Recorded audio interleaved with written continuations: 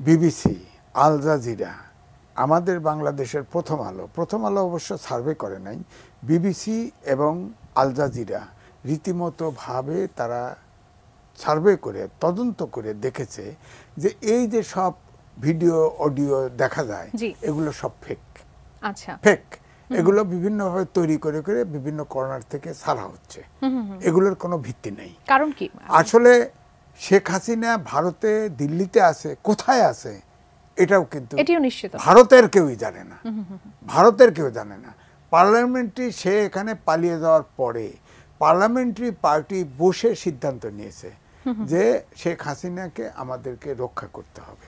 তাকে ভারত বলে সাবেক প্রধানমন্ত্রী, বাইডেন এক চিঠি দিচ্ছে, ব্র্যাকেটে লিখছে প্রধানমন্ত্রী, হ্যাঁ লিখছে আর কি। চিঠিটা কি আসল মনে করছেন?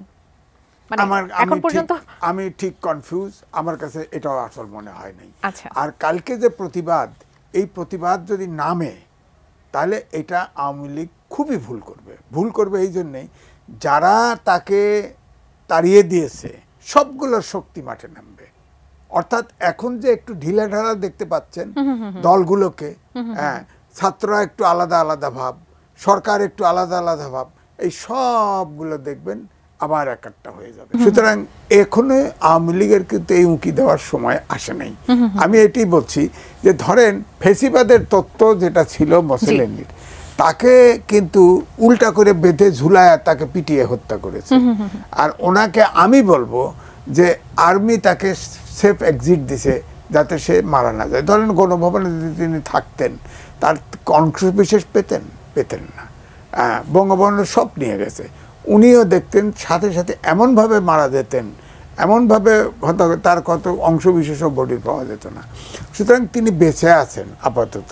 তো এই জন্য আমি বলবো যে ধরেন আমরা যেমন কোনো রাজনৈতিক দল আপনারা নিষিদ্ধ করুক এটা চাই না, তবে যে ঘটনাটি ঘটে গেছে, হ্যাঁ, যেভাবে নৃশংসতা ঘটেছে, ধরেন আমি জাহাঙ্গীরনগর ইউনিভার্সিটি ফিজিক্সের ফার্স্ট ব্যাচের ছাত্র, যে ছাত্রলীগের প্রেসিডেন্ট সেক্রেটারি, এরা 60 কোটি টাকা চাঁদা চেয়েছিল।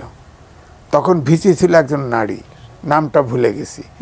সে প্রধানমন্ত্রীর সাথে নালিশ করেছিল, নালিশ করলে পরে তাদেরকে পদ থেকে যা সরিয়ে দিয়েছে, বিচার কিন্তু করে নাই। আবার আপনি দেখেন তাজউদ্দিনের ছেলে যে প্রতিমন্ত্রী ছিল, সে নিজে এসে ইউটিউবে বলেছে, সোহেল তাজ বলেছে যে প্রধানমন্ত্রী বলেছে তোমরা 2 হাতে কামাও, যার ফলে এখন যারে ধরে তারই 1000 কোটি টাকা, যাকে ধরে তারই 1000 কোটি টাকা। আর ছাত্রলীগ ব্যান করেছে, ধরেন হেলমেট নিয়ে 2 হাতে রিভলভার দিয়ে গুলি করছে, 3500 অস্ত্র লাইসেন্স দিছে, 22 সালে 23 সালে দিছে 20,000। এই অস্ত্রগুলি কই? যৌথ বাহিনীর নাম ছিল না, কোথায়?